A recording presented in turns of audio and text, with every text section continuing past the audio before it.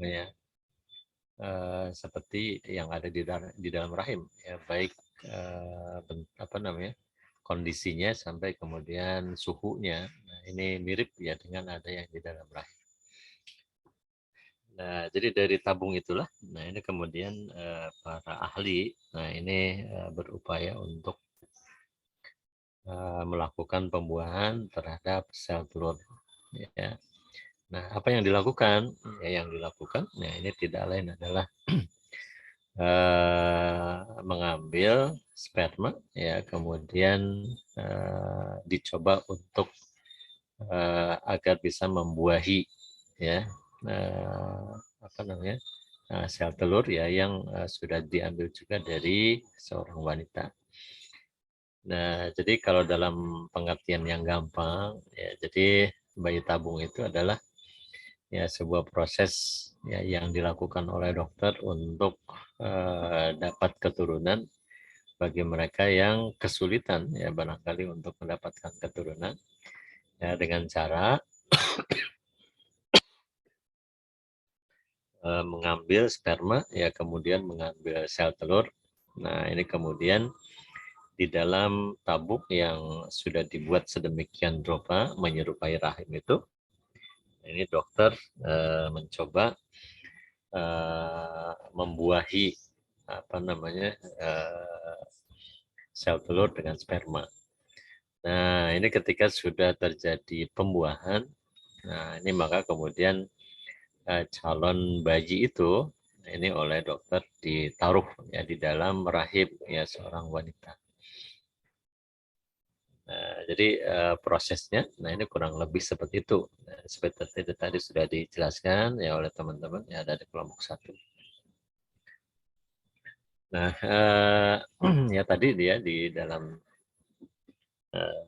yang sudah dipresentasikan. Nah, ini ternyata ya, juga melakukan bayi tabung ya terus atau proses pembuahan yang dilakukan oleh tabung itu apa di dalam tabung ini ternyata tidak mudah itu kan ya, tidak bisa misalnya ya satu kali jadi. Dan hal yang lain barangkali nah ini yang perlu diperhatikan juga adalah ya soal biaya ya, yang tidak sedikit. Nah, ini kenapa? Ya karena selain pihak dokter yang harus melakukan usaha berkali-kali barangkali, nah kemudian juga penyediaan alat, ya misalnya tabung yang mirip dengan lain, ya itu juga ya, ternyata tidak murah. Ya. Dan faktor kegagalannya ya, ternyata ya cukup besar juga, gitu kan. Nah, jadi karena itu memang untuk saat ini, nah ini proses bayi tabung untuk menolong pasangan yang kesulitan untuk mendapatkan momongan ya dengan cara yang biasa ya atau dengan cara persenggamaan. Nah, ini ternyata masih mahal. Nah, cuman persoalannya adalah bagi kita sebagai seorang muslim, nah ini bagaimana hukumnya ya kalau kita mau melakukan apa namanya bayi tabung ya atau kita ingin mendapatkan keturunan dengan cara teknologi bayi tabung ini. Nah, para ulama tentu saja, nah ini berbeda pendapat, ya kan? Nah, ini tentang kebolehan bayi tabung ini. Nah, tapi kalau sudah masuk dalam kategori darurat, ya maka para ulama sepakat. Nah, jadi maksudnya darurat itu apa namanya? Ini bagi wanita ya barangkali sudah bertahun-tahun ya ini tidak memiliki keturunan ya pada harta kekayaan yang ditinggalkan itu juga banyak ya saudara ponakan dan apa namanya saudara laki-laki saudara perempuan ya orang tua juga tidak ada. Nah ini nanti harta itu nanti diwariskan kepada siapa. Nah, itu kan akhirnya mengharuskan ya dia memiliki keturunan. Oleh karena itu kalau dari sisi proses maka nah ini para ulama juga ada yang memperhatikan ya ada yang berpendapat haram ya kenapa? Karena kalau misalnya dilakukan oleh dokter ya laki-laki nah ini yang tentu saja bukan muhrim. Nah, ini kemudian menjadi alasan keharamannya. Ya kenapa? Karena apa namanya? mengambil sperma, bukan mengambil sperma, ya, jadi mengambil sel telur. Nah, ini dari seorang ibu. Nah, ini kan tidak bisa dilakukan seperti ya seorang laki-laki misalnya mengeluarkan sperma, ya kan? Nah, tadi misalnya tadi dijelaskan ya, misalnya bagaimana cara mengeluarkan sperma ya. Nah, ini oleh kelompok kedua tadi kan dijelaskan ya, misalnya dengan cara masturbasi, dengan cara azal ya dan sebagainya ya, ada banyak cara kan. Nah, cuman tentu saja untuk wanita, nah ini sulit gitu kan ya, karena harus diambil dari apa namanya sel telur ya, dan itu tentu saja ya akan terbuka aurat. Nah, alasannya kan karena aurat tadi. Nah, jadi karena alasan inilah maka kemudian ya ada ulama yang menyatakan ya ketidakbolehannya ya kecuali dalam keadaan darurat. Nah, jadi itu yang saya maksud. Jadi kalau sudah masuk kategori darurat maka ya para ulama itu adalah sepakat. Tapi kalau misalnya ya tidak dalam keadaan darurat, nah misalnya pengen coba-coba misalnya kan, ya padahal dia sudah punya anak, ya laki-laki dan perempuan, tapi pengen coba-coba karena banyak duit, itu kan coba-coba deh ya bayi tabung. Nah ini yang tidak masuk dalam kategori darurat. Maka ya ini sebagian ulama, nah ini kalau tidak dalam kategori darurat, maka ketika sel telur itu diambil, nah ini dari tubuh ya seorang wanita oleh laki-laki yang bukan muhrim ya, maka nah ini jatuh dari keharamannya ini karena ini ya, karena dia melakukan sesuatu nah, ini yang diharamkan, yakni mengumbar aurat ya, kemudian juga apa namanya ya, memperlihatkan aurat ya dan terusnya. Nah, kemudian juga nanti saat penanaman ya calon bayi itu, nah ini kan mau tidak mau ya nggak bisa misalnya tiup atau apa, ini kan harus dimasukkan. Jadi memasukkannya juga melalui vagina gitu kan. Jadi karena itu ya kalau yang laki-lakinya bukan muhrim ya maka tentu saja ini para ulama yang menyatakan ya, sisi ini dari sisi prosesnya.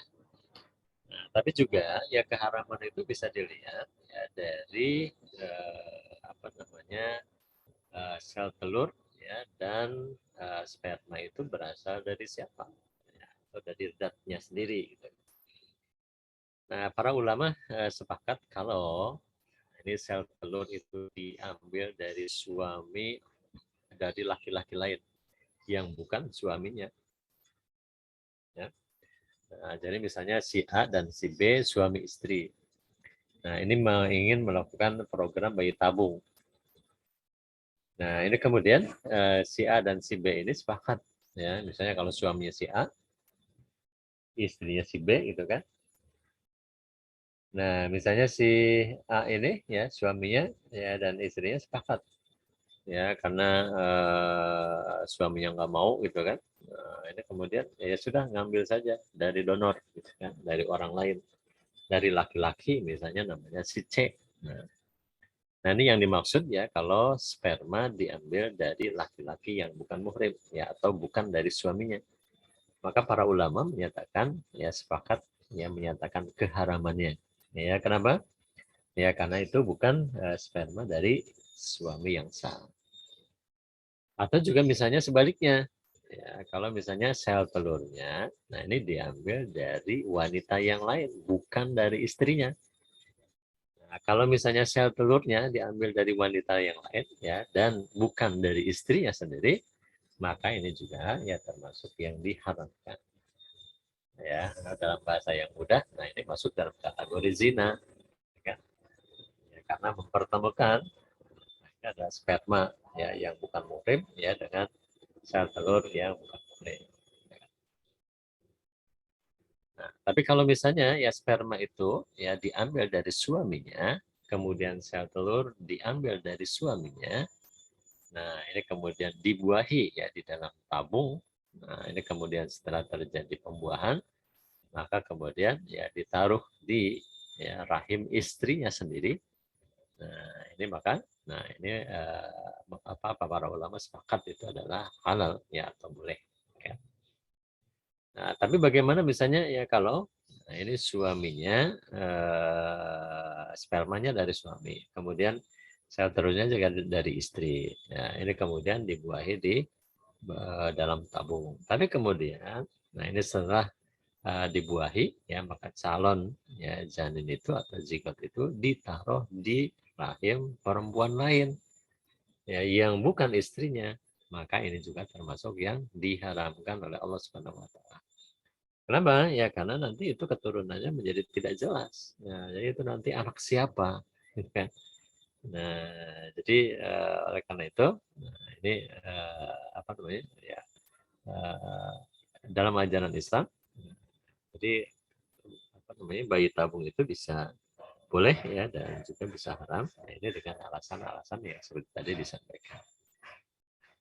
Nah, ya, nah ini secara umum ya kalau kita lihat ya dari sisi umum ya. Nah, ini bagaimana hukum ya dari bayi tabung itu. Nah, ini karena ini adalah masalah baru, nah ini kemudian berlaku ya apa namanya ketetapan hukum. Nah, ini adalah masalihul mursal. Ya, artinya ya apakah di situ ada kebaikan, apakah di situ ya ada keburukan.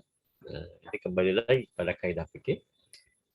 Menjauhkan ya atau meninggalkan keburukan ini harus didahulukan daripada yang mengambil manfaat. Ya kecuali kalau dalam keadaan darurat seperti itu. Nah, jadi karena itu ketika itu ada manfaatnya, ya.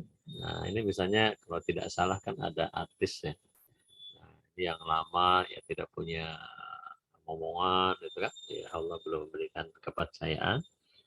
Nah, ini kemudian ya dia ikut ya program bayi tabung. Nah, ini kemudian berhasil. Nah, ini dari kalau misalnya sudah lama, kemudian dia tidak punya anak, secara medis pun misalnya kalau dilakukan secara normal ya misalnya dengan cara senggama ini sangat sulit ya untuk terjadi kan? Ya, maka akhirnya kemudian nah ini dia mengambil ya program bayi tabung. Nah ini tentu saja bayi tabung itu kemudian menjadi boleh. Nah ini dengan syarat-syarat tadi. Misalnya dari sisi prosesnya, ya maka proses itu harus dilakukan ya dengan cara halal. Nah, dengan cara halal itu seperti apa? Ya, jadi kalau misalnya yang melakukan ya, apa namanya proses pembuahan atau pengambilan sel telur dari seorang wanita, maka minimal harus dilakukan oleh ya seorang wanita, bukan sebagai seorang laki-laki. Ya. Apalagi misalnya kalau dari keluarganya, misalnya, nah ini lebih bagus lagi. Atau misalnya ya suaminya ternyata dokter, nah ini lebih boleh lagi ya kalau begitu ya. Nah, jadi diupayakan ya prosesnya juga ini tidak bertentangan dengan syariat ya terutama itu tadi menampakkan ya aurat ya di hadapan orang yang bukan muhrim. Nah kemudian dari sisi prosesnya setelah selain dari prosesnya ya dari zatnya atau bahannya ya kan bisa saya sampaikan. Nah ini yang dibolehkan itu kalau spermanya berasal dari suami yang sah, kemudian sel telurnya ya berasal dari istri yang sah, kemudian dibuahi ya dilakukan pembuahan ya di dalam tabung. Nah ini setelah ya terjadi pembuahan itu, maka ya zigot ya atau calon bayi itu kemudian ditaruh ya di dalam rahim istrinya sendiri. Nah, kalau Nah, ini seperti ini. Nah, maka dari sisi bahannya kemudian menjadi boleh, kan ya, artinya tidak hilang. Tapi kalau misalnya, nah ini spermanya berasal dari suami yang lain, kemudian sel telurnya ya juga berasal dari istri yang lain, ya. Nah, ini tentu saja sudah diharapkan, walaupun ya itu ditanam di dalam rahim istrinya sendiri. Apalagi misalnya ya sudah apa namanya ambil apa namanya spermanya diambil dari suaminya ya kemudian sel telurnya diambil dari istrinya. Nah ini kemudian ditanam di dalam rahim orang lain. Nah, ini jelas ya keharamannya. Baik, barangkali itu. Nah, ini ditinjau dari sudut ya syariat Islam. Nah, ini tentu saja ya kalau kita bicara hukum maka nah ini adalah wilayahnya ilmu fikih. Nah, jadi kalau wilayahnya ilmu fikih, nah ini adalah wilayahnya para fuqaha ya. Nah, ini para fuqaha ya atau orang-orang yang punya kemampuan untuk berijtihad. Nah, ini tentu saja mereka melakukan ijtihad itu berdasarkan isyarat ya, yang ada di dalam Al-Quran maupun ya sunnah-sunnah Rasulullah SAW. Nah, ini barangkali itu. Nah, ulasan ya di seputar apa namanya bayi tam. Silakan ya kelompok kedua. Ya. Tadi ada 2 pertanyaan. Masalah. Silakan.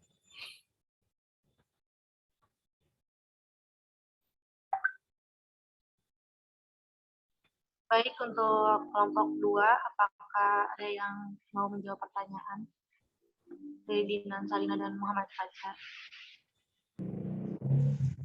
Iya, Widi, saya ingin menjawab pertanyaan dari Dina. Bagaimana hukum inseminasi buatan?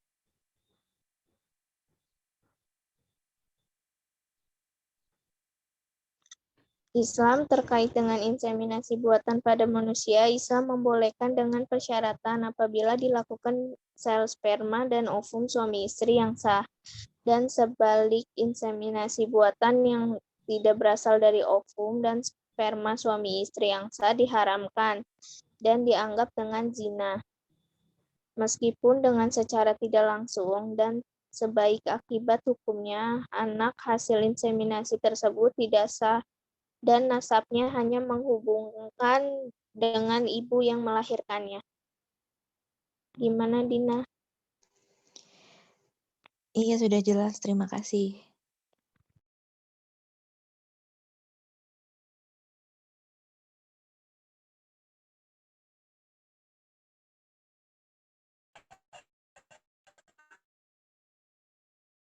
Dari Fajar, bagaimana status bank sperma dalam Islam?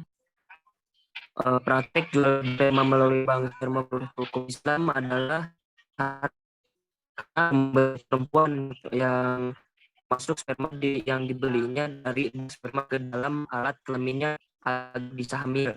Dengan inseminasi buatan suatu cara atau teknik memperoleh tanpa melalui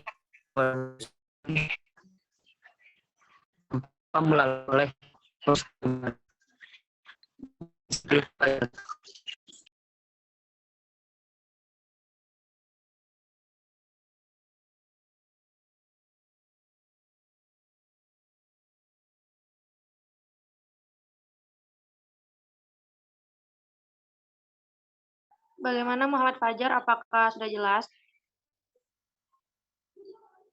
Iya, terima kasih. Cukup jelas. Bapak, 2 pertanyaan sudah dijawab di kelompok 7. Saya selaku moderator pamit undur diri. Kurang lebihnya mohon maaf. Assalamualaikum warahmatullahi wabarakatuh.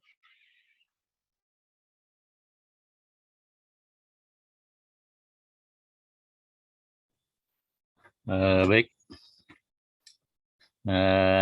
Yang kedua ini adalah sebenarnya ada hubungannya ya dengan yang pertama tentang bayi tabung. Inseminasi buatan ini tadi sudah dijelaskan secara pengertian. Ini adalah memasukkan ya sperma ya dengan sengaja ya kepada rahim ya seorang wanita ya atau istrinya. Nah, ini dalam rangka apa? Ini dalam upaya apa namanya? Ya supaya dia bisa hamil ya kemudian nanti bisa melahirkan. Nah, sebenarnya inseminasi buatan itu nah, ini yang sudah biasa dilakukan itu adalah ya terhadap binatang ya kan. Nah, ini misalnya para peternak. Nah, ini biasanya melakukan inseminasi buatan ya untuk ternaknya, ya terutama sapi, gitu ya. Nah ini kalau secara alami, ya misalnya melalui persenggamaan, nah ini biasanya agak lama ya, atau juga mungkin ya agak sulit, gitu kan.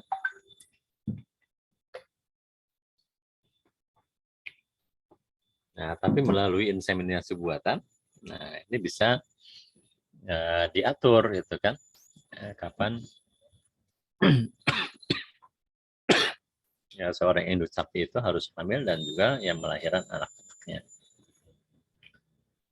Nah, ini prosesnya sama, gitu kan. Nah, jadi inseminasi buatan itu, nah ini oleh dokter, nah ini yang punya kemampuan untuk itu. Nah, ini adalah yang mengambil sperma ya dari jantan ya kalau binatang itu. Nah, ini kemudian disuntikkan ya kepada rahim sapi betina, gitu kan. Nah, itu proses yang dilakukan ya di dalam ya inseminasi buatan. Nah, ini dari proses ya, binatang ternak seperti itu. Dan itu umumnya ya para ulama ya tidak ada yang menyatakan keberatan ya untuk binatang ini. Ya karena itu ya proses inseminasi buatan ya untuk binatang itu sudah sebenarnya berlaku ya sejak lama, gitu kan. Dan ini tentu saja, nah ini tidak ada persoalan, jadi tidak perlu dipersoalkan. Nah, kemudian yang kedua, nah ini yang menjadi persoalan itu ya ketika inseminasi buatan itu dilakukan ya untuk manusia. Nah, prosesnya seperti tadi ya sama, gitu kan. Nah, jadi dokter ya mengambil sperma ya dari seorang laki-laki. Nah, ini kemudian memasukkan secara sengaja ya ke dalam rahim perempuan. Nah, ini dengan harapan bisa hamil, kan? Ya, tapi ternyata ya ini juga agak sulit, gitu kan. Ya tadi misalnya di RSM malah cuma 30% ya keberhasilannya. Ya, kemudian juga tadi yang 50% di rumah sakit mana, gitu kan. Nah, jadi apa namanya? Ya memang tidak mudah, gitu kan. Nah, kemudian ini kalau prosesnya seperti itu ya. Nah, ini cara ya mengambil spermanya dari seorang laki-laki ya tidak ada banyak ya, ada 10 atau berapa, gitu kan. Nah, jadi saya tidak perlu menyampaikannya lagi, gitu kan. Ya tadi sudah dijelaskan. Nah, cuman prosesnya, nah ini seperti tadi juga sudah dijelaskan, itu adalah apa namanya dokter. Nah, ini memasukkan ya secara sengaja ya kepada rahim perempuan. Nah, ini seperti diketahui bahwa sperma itu ini tidak bisa tahan hidup ya di dunia luar dalam waktu yang lama. Maka biasanya, nah ini sperma ini supaya bisa digunakan ya atau masih tetap hidup, gitu kan, dan bisa membuahi ya sel telur, maka itu biasanya dibekukan ya atau ditaruh di tempat tertentu ya yang memungkinkan ya sel sperma itu masih tetap hidup seperti itu. Nah, jadi misalnya tadi ada yang caranya diambil dengan cepat, gitu kan. Nah, begitu karena memang itu tidak bisa karena sperma itu tidak bisa hidup di udara bebas ya, ini dalam waktu yang lama. Nah, jadi setelah dapat, nah ini kemudian apa namanya ya dokter yang memasukkan sperma itu ke dalam ya rahim wanita. Nah, jadi jadi persoalan bagaimana menurut ya pandangan Al-Quran ya dan juga Sunnah Rasulullah SAW. Nah, ini mengenai inseminasi buatan ini. Nah, seperti bayi tabung sebenarnya. Nah, ini hukumnya itu mirip seperti itu. Ya, jadi kalau misalnya dalam keadaan darurat ya boleh-boleh saja, gitu kan. Nah, ini dalam keadaan darurat itu misalnya gimana? Ya, suaminya ya mohon maaf ya punya penyakit, gitu kan. Nah, ini yang tidak memungkinkan ya dia melakukan ya hubungan seksual seperti normalnya ya suami istri, gitu kan. Nah, maka oleh karena itu ini bisa dilakukan ya inseminasi buatan ya seperti ini. Nah, tapi kemudian ya kalau suaminya normal, istrinya normal, ya, pertanyaannya mengapa gitu kan, ya ngapain gitu kan, ya melakukan inseminasi buatan. Nah, jadi untuk kondisi tertentu, nah ini yang tidak memungkinkan ya, seorang suami misalnya melakukan hubungan seksual dengan istrinya, nah, ini atau dalam keadaan misalnya ya sakit ya atau punya penyakit tertentu yang tidak bisa atau tidak memungkinkan melakukan itu, maka ini bisa dilakukan inseminasi buatan seperti ini. Nah, kemudian ya kebolehannya, nah ini tentu saja kalau misalnya suami dan istri, nah ini melakukan ya apa namanya ya sperma dan sel telurnya itu adalah diambil dari suami dan istri yang sah, gitu kan? Ya maka, nah ini baru kemudian halal ya hukumnya. Nah ini melakukan apa namanya proses ya atau metode ya apa namanya inseminasi buatan. Tapi kalau misalnya sel telur ya, ini bukan sel telur ya spermanya, nah ini diambil dari apa namanya laki-laki yang bukan suaminya atau bukan muhrim. Maka tentu saja, nah ini menurut ajaran Islam ya maka itu menjadi haram ya karena itu sama saja dengan berzina. Ya, kan?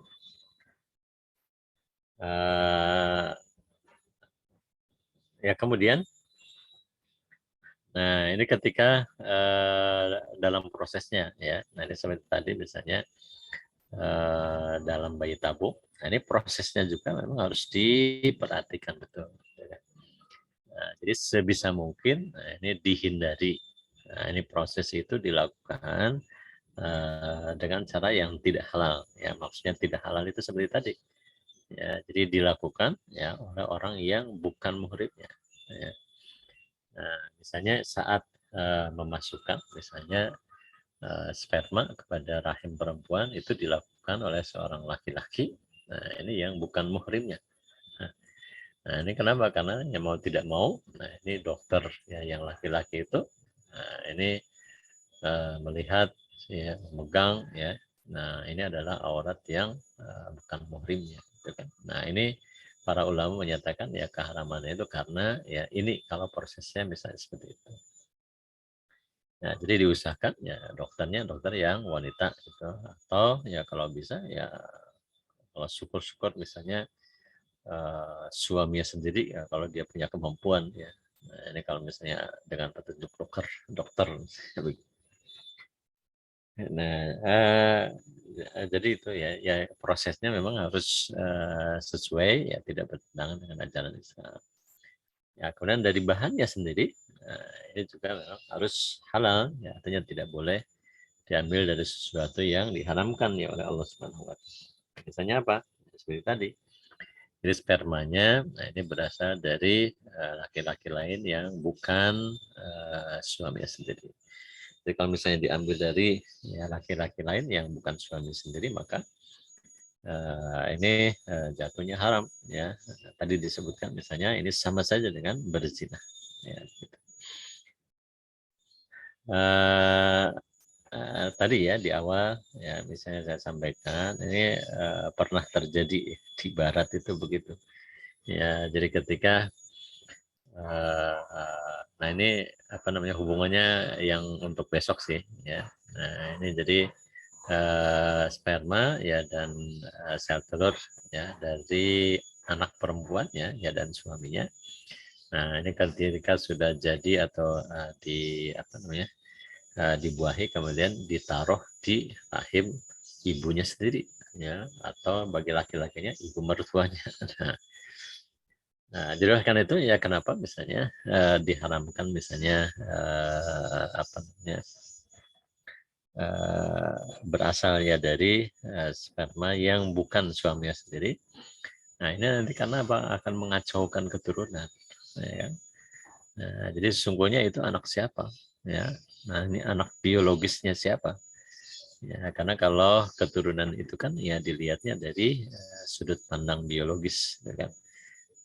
Jadi spermanya berasal dari suaminya kah ya atau justru bukan ya dari suaminya.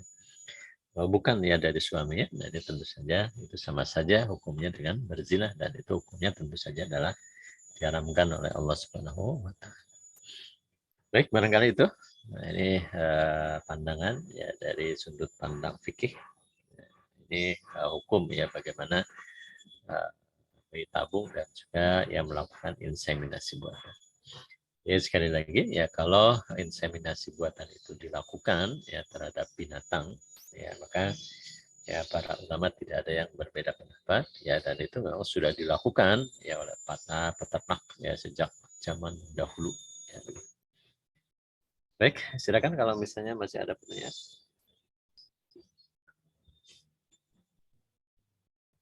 Ya, untuk absensinya ya silakan diisi di e-learning. Nah, ini kemudian untuk makalahnya ya supaya saya dapat itu kan ya silakan Anda upload ya di tugas ya. Ya, jadi di tugas. Nah, ini di pertemuan ke-12 ya, atau yang kemarin. Nah, ini juga yang presentasi. Nah, ini bisa diupload ya hari ini sampai seminggu ke depan. Nah, ini di e-learning. Nah, ini di attendant ya, di attendant. Ya, tugas presentasi kelompok, di situ saya kasih judul ya di tugas presentasi kelompok. Silakan kalau masih ada yang ditanyakan berkenaan dengan bayi tabung atau juga inseminasi buatan.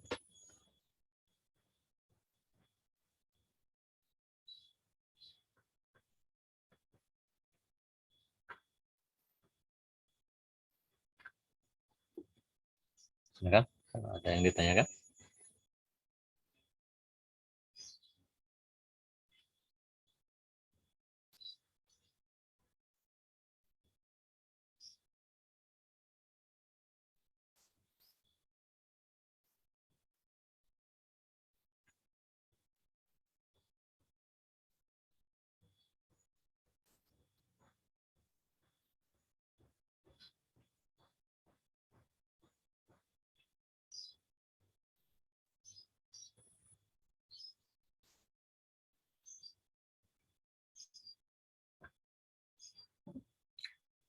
Gimana? Ada yang ditanyakan?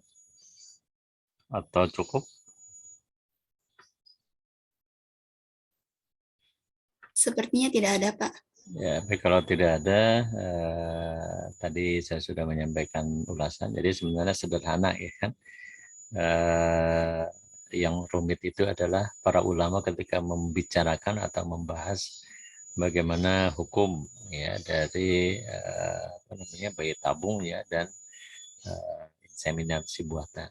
Ya, tapi kalau sudah jadi ketetapan hukum, nah ini disampaikan itu ya apa namanya sederhana gitu kan ya, tapi membahasnya itu luar biasa itu kan. Nah, ini bisa berbulan-bulan ya, dan itu melibatkan banyak ya para ahli. Kalau misalnya bicara tentang bayi tabung ya, maka yang dilibatkan itu tidak hanya ahli tafsir ya, ahli hadis ya, ahli fikih ya, tapi juga yang dilibatkan itu adalah dokter ya. Ya selain dokter ya, dokter kan ada keahliannya tuh ya, ada mungkin ada dokter kandungan ya, ada dokter apa gitu kan. Nah, ini untuk menjelaskan ya bagaimana apa namanya bayi tabung itu dilakukan atau proses bayi tabung itu dilakukan ya, atau juga misalnya inseminasi buatan itu dilakukan ya. Nah, ini biasanya nah ini kalau sudah jelas ya bagaimana prosesnya segala macam ya, maka itu biasanya para ulama tafsir ya, para ulama hadis itu ya mencari ayat Al-Qur'an ya atau hadis-hadis Rasulullah. Nah, ini yang ilatnya itu sama ya dengan masalah yang dibicarakan ya, atau dalam hal ini adalah berkenaan dengan bayi tabung maupun inseminasi buatan. Nah, ini kalau dari situ sudah ketemu, maka ya mulailah pembahasan ya, sampai kemudian hari ini kita mendapatkan ya ketetapan ya atau fatwa ya dari para ulama. Nah, ini adalah ya hasil kajian yang mendalam ya tentang ya dua hal tersebut. Ya. Ya, jadi sekali lagi, nah ini untuk ya bayi tabung ini apa namanya dibolehkan ya dengan catatan. Ya, catatannya apa? Prosesnya itu harus ya dilakukan dengan cara yang baik ya dan cara yang halal. Nah, jadi dihindari ya. Nah, ini dilakukan oleh dokter yang pria, ya kan? Kecuali dalam keadaan darurat. Ya, tidak ada dokter wanita. Ya, tidak ada yang lain ya, yang tidak punya kemampuan kecuali dokter pria itu. Nah, itu baru darurat namanya. Ya, maka kalau darurat maka kemudian dibolehkan. Tapi kalau misalnya masih ada dokter wanita ya atau orang lain yang wanita yang punya kemampuan itu, maka ya lakukan prosesnya ini dengan dokter yang wanita.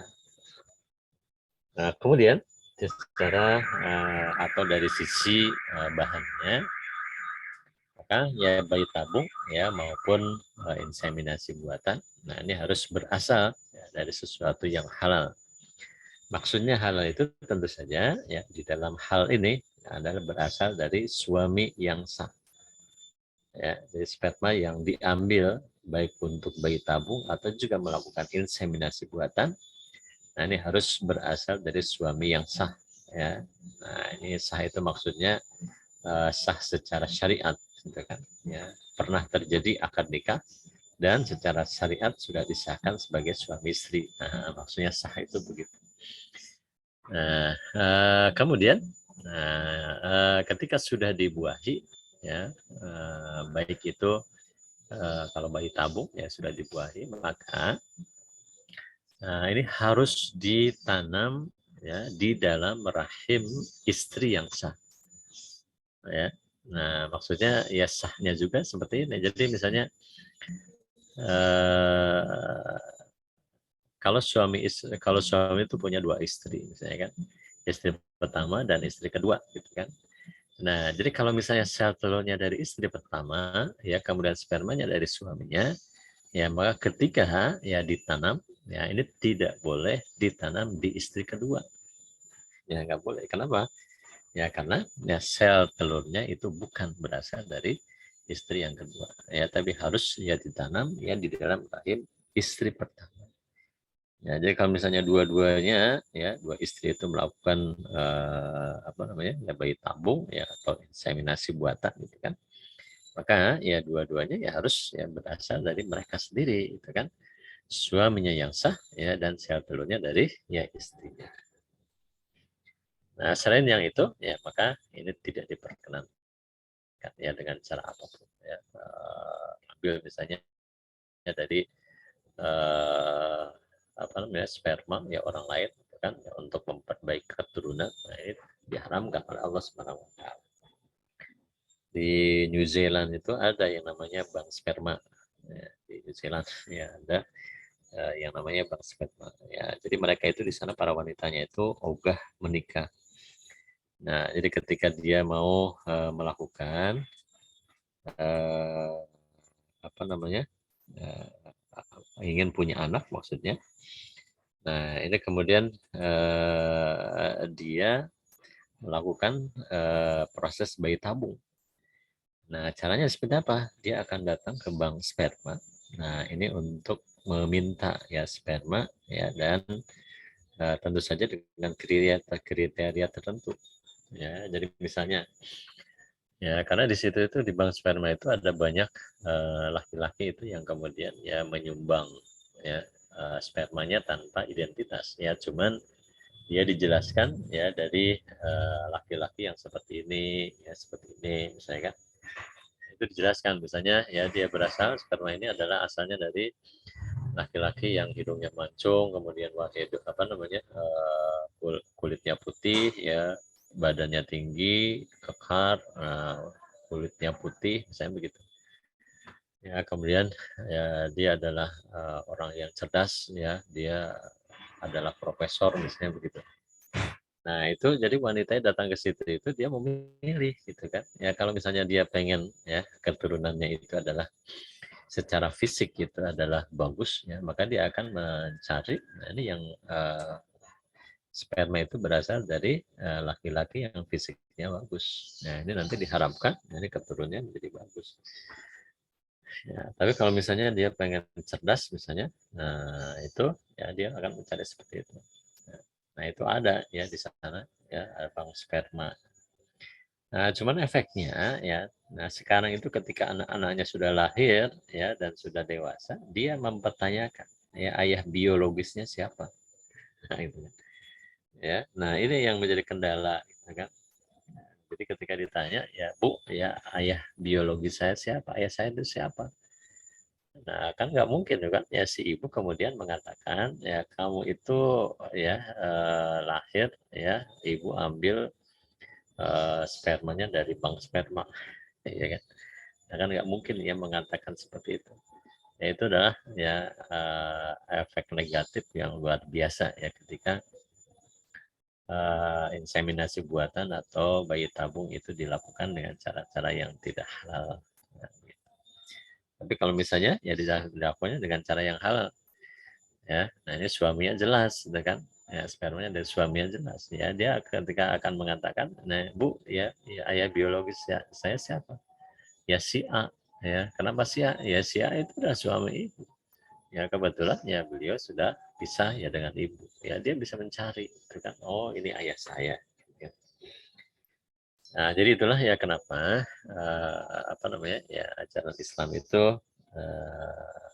apa namanya ya disampaikan kepada kita itu salah satunya itu adalah ya dalam rangka menjaga keturunan ya supaya keturunan kita menjadi jelas gitu. Ayahnya siapa, ibunya siapa, keturunannya siapa.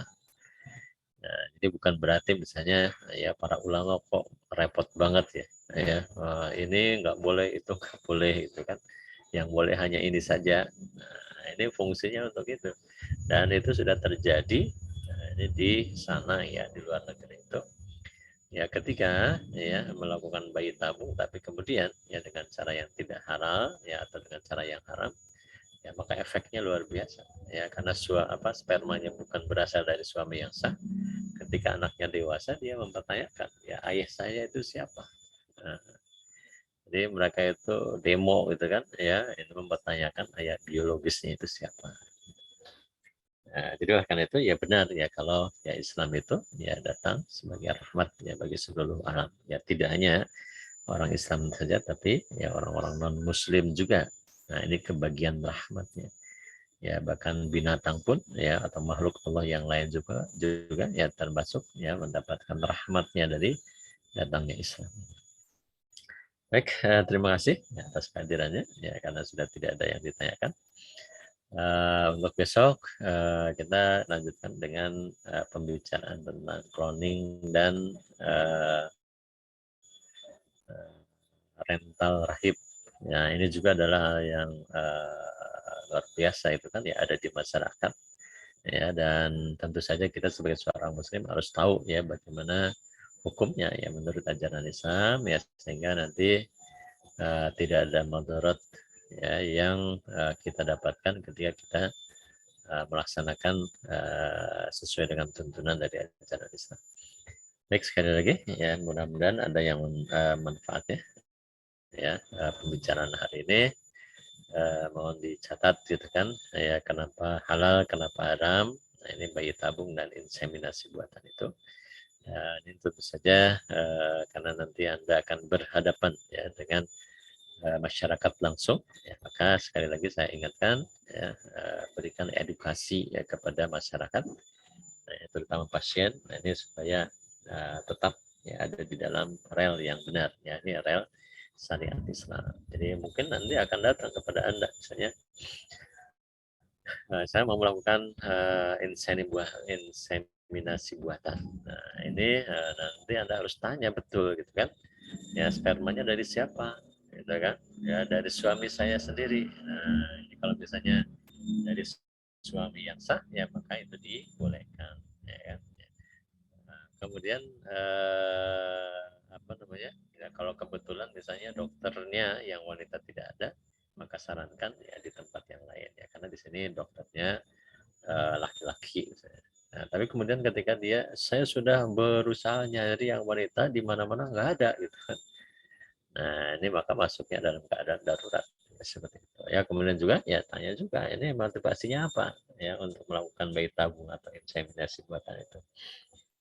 Ya, suami saya mohon maaf misalnya ada sakit yang tidak memungkinkan ya melakukan ya hubungan seksual secara normal. Nah, itu juga menjadi alasan dibolehkannya. Gitu. Nah, jadi sekali lagi, nah ini apa namanya? Ya, dari ilmu ini, nah, ini tolong tularkan kepada yang lain, berikan edukasi kepada yang lain, ya, kepada masyarakat, ini supaya masyarakat bisa berjalan di dalam rel ya petunjuk syariat ya dari ajaran agama kita, agama Islam. Baik, ya terima kasih. Kita akhiri ya dengan bacaan alhamdulillah. Alhamdulillahirabbil alamin. Assalamualaikum warahmatullahi wabarakatuh. Pak, maaf untuk sebentar on cam dulu ya Pak untuk dokumentasi. Oh gitu, ya boleh.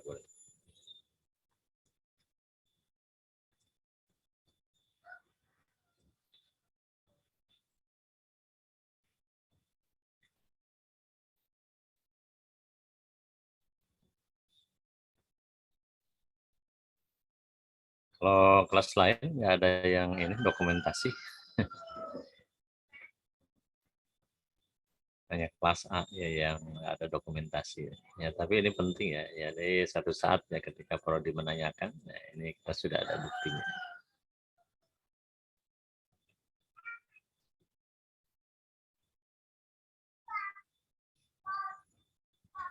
Sarah tolong di CC ya.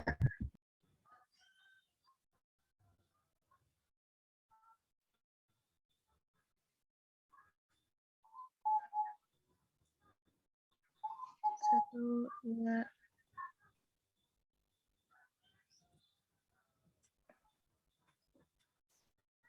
Sudah?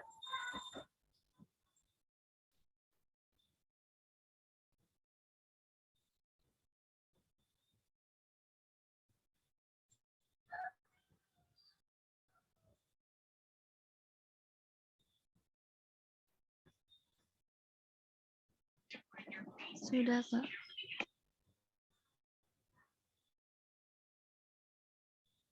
Sudah Pak, makasih ya Pak. Ya.